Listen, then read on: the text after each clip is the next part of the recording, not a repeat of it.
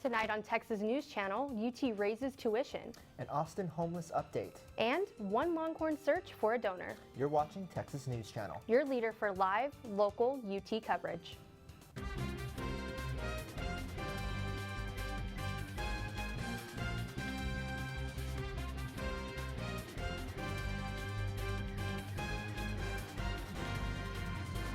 Good evening and welcome to Texas News Channel. For Monday, November 18th, I'm Kayla Peterman. And I'm Ramirez. Thank you so much for joining us tonight.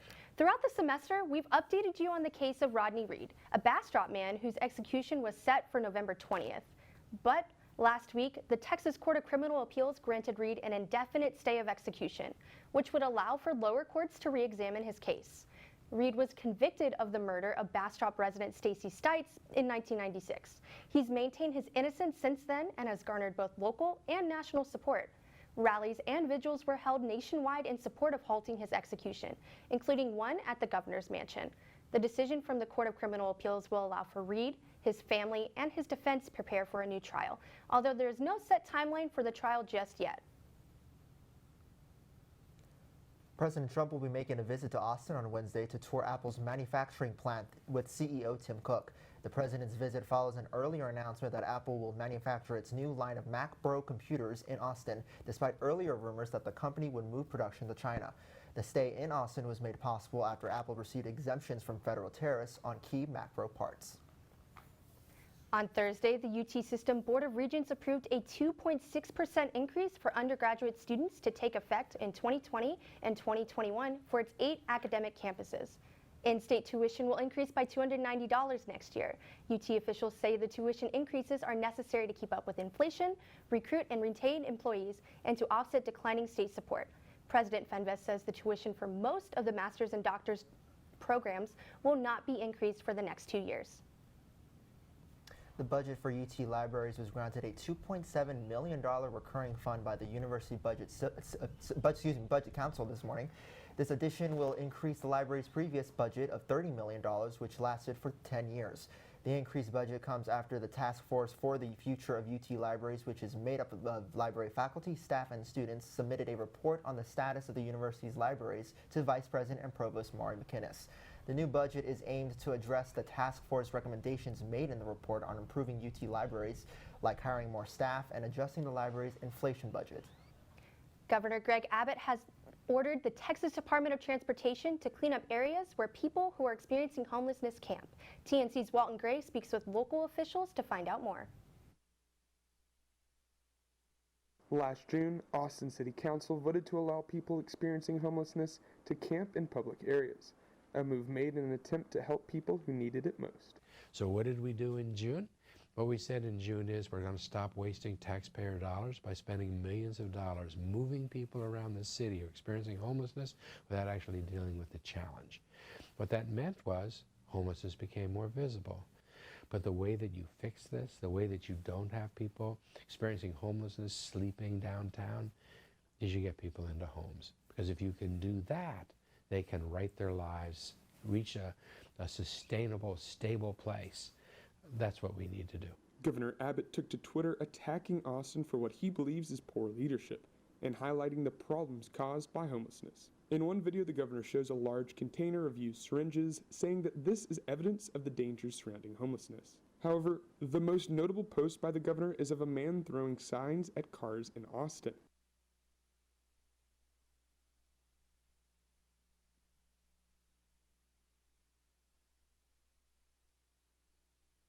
For people who normally called the streets home, they are now being forced to relocate. The state of Texas has allocated nearly 5 acres of land for people to temporarily camp, but this does little to help solve the problem, as the Austin American Statesman reports very few are using it. When the laws were repealed and camping was very temporarily allowed, I had somebody say to me, this was the first time he could remember feeling like the community cared about him and that him and his friends were ready to come out of the woods and say that they wanted to live and didn't want to die in the woods. City, state, and local groups, such as the other ones, are meeting to figure out the best way to protect public safety and help those experiencing homelessness. The Department of State Health Services reported the first child to die of the flu in Texas this season. The 5-year-old child did not receive the flu shot. The agency has warned kids from 6 months to 5 years old are the highest risk of getting a flu-related illness. The DSHS says the best defense from the flu is getting vaccinated every year. UT student Lizzie Tennyson is looking to find a bone marrow donor so she can come back to school. Tennyson was diagnosed with leukemia at age 13 and is currently a 4-time cancer survivor. She was set to start studying in UT this fall, but found out her cancer came back and had to drop out. Tennyson is struggling to find a donor since she is biracial. A spokesman for Be The Match says Tennyson has less than a 14% chance of finding a donor. Tennyson hopes to find a match and says the only known cure for her cancer is a bone marrow transplant.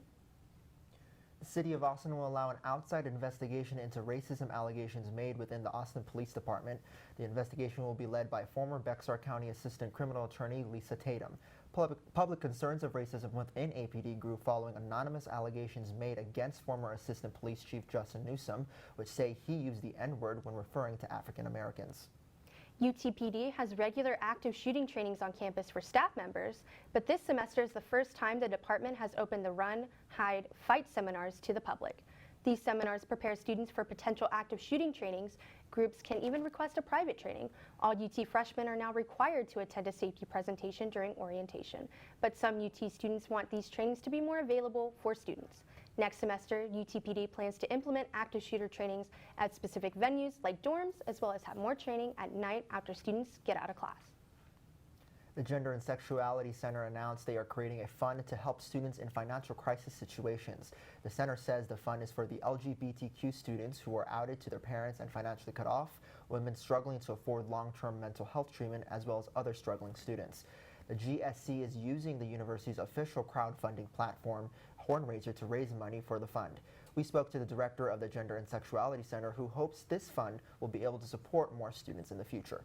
We're hoping that when we have this fund, we'll be able to not only listen to their problems, connect them with amazing campus resources that already exist, but also be able to give them a little bit of money to help them. Because for students, sometimes that's the only thing that really could help them.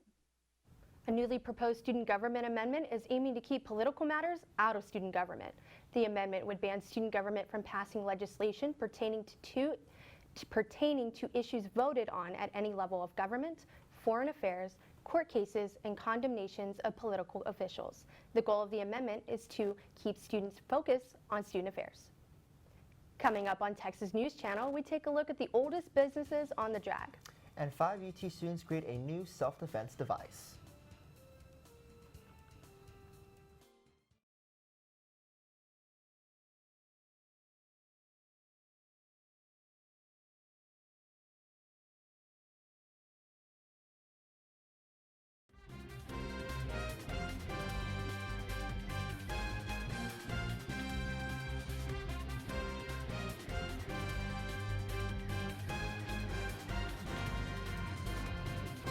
As more and more shops and restaurants close on Austin's infamous drag, one business has managed to stay running for over 55 years. Across the street from the Target on Guad, you could find Wooten's Barbershop, a favorite for many Austinites and UT students alike. Our Rolando Hernandez spoke to a few barbers to find out how they've managed to stay in business for so long.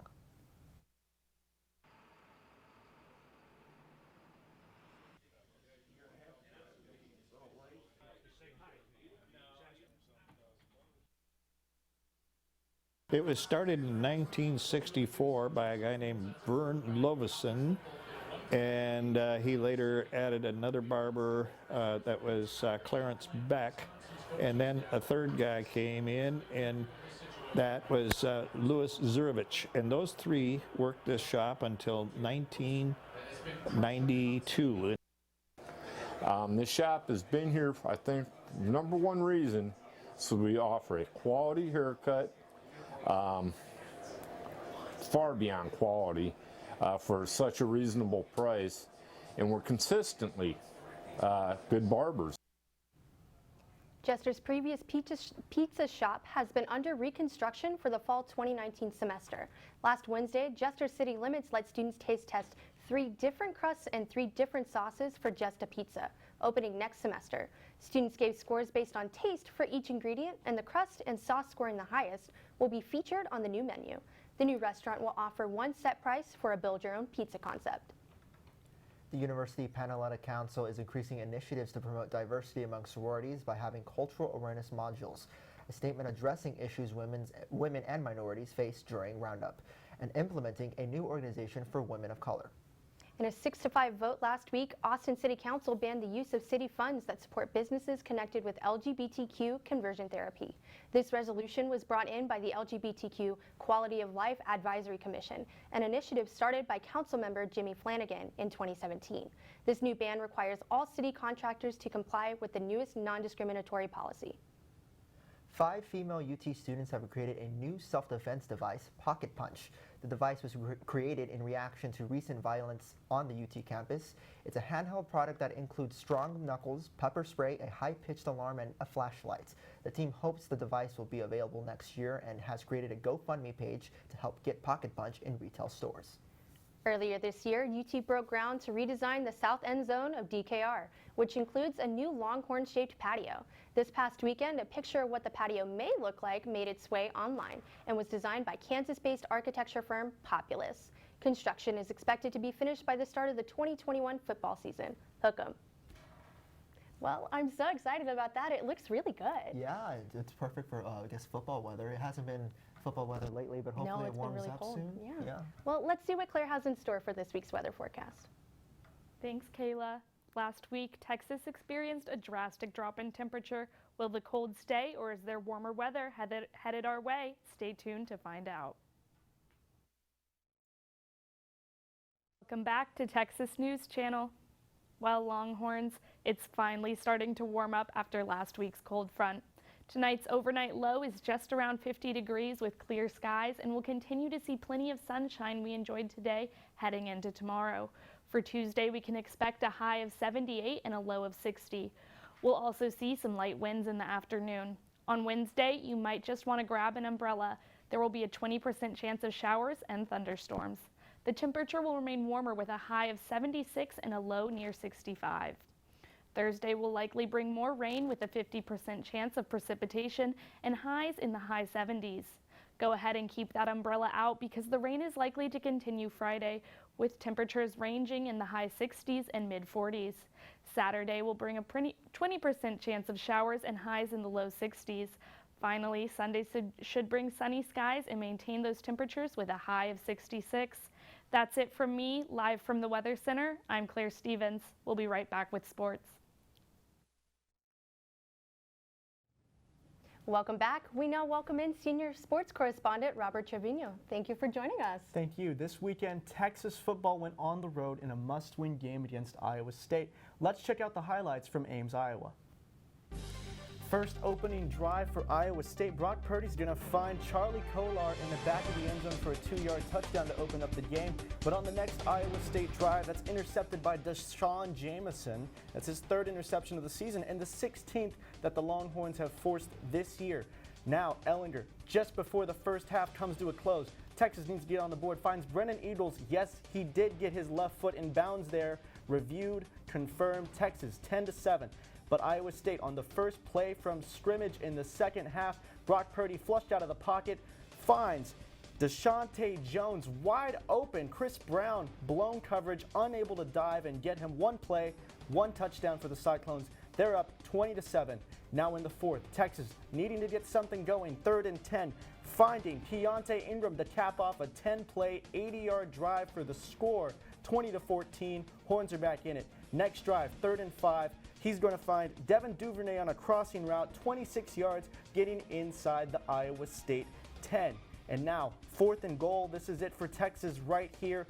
Ellinger on an obvious passing play, 5 wide, can't find anything to the left, goes back to the center, centers his feet and finds freshman Malcolm Epps in the end zone. Texas up 21-20. But after a Texas offsides call, that's Connor Asali getting a 36-yard field goal. Iowa State wins 23-21.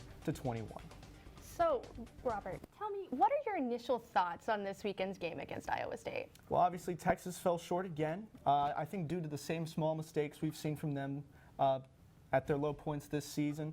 The moment that serves as an encapsulation of this, you didn't see it on the highlights, but the offsides call on Malcolm Roach at the end of the game.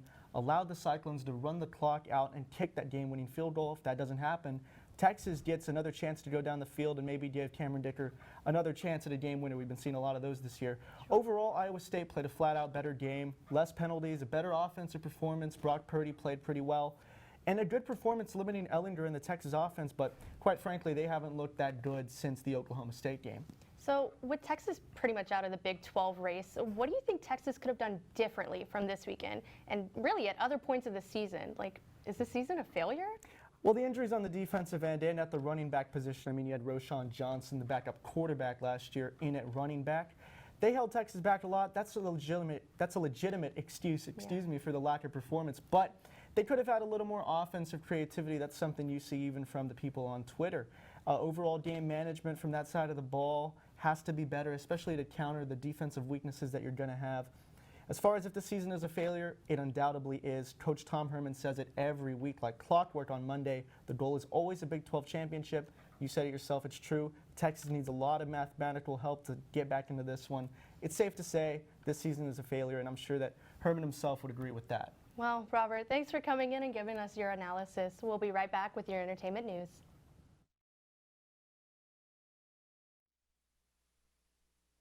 I'm Cassidy Ellison. E! News announced in August that it will be expanding in 2020 with a move to New York City. The former E! News program will turn into a morning show. E! is planning on expanding its shows by providing a second home in New York and adding more coverage hours. Juliana Rancic, the former E! host, announced her official leaving from the program, while Jason Kennedy, the other co-host, was named the host of E!'s new series, In the Room, which will feature in-depth celebrity interviews starting with Tom Brady, airing on December 4th. Well, if you're like me, Longhorns, you've spent the past week binging Hannah Montana on the newest streaming service, Disney+. But we aren't the only ones. Within its launch on the 12th, Disney has said it has attracted over 10 million subscribers, going well beyond the Wall Street Journal's prediction of 8 million. But these weren't the only numbers going up. Disney's stock increased 7.3% to $148.72 per share. But it doesn't stop there. Disney has said they expect to have over 60 million subscribers by the end of 2024. Kanye West made an appearance at the Harris County Jail in Houston, where he surprised over 200 male inmates with a performance with his new choir singing chords from his new gospel album, Jesus is King. West then traveled through an underground tunnel to access a separate part of the jail to perform for a group of women inmates. Governor Abbott tweeted on Saturday that it would be great if other artists followed Kanye's lead. According to Harris County Sheriff Ed Gonzalez, West said his visit was a mission, not a show. That's it for me. I'm Cassidy Ellison. Back to you.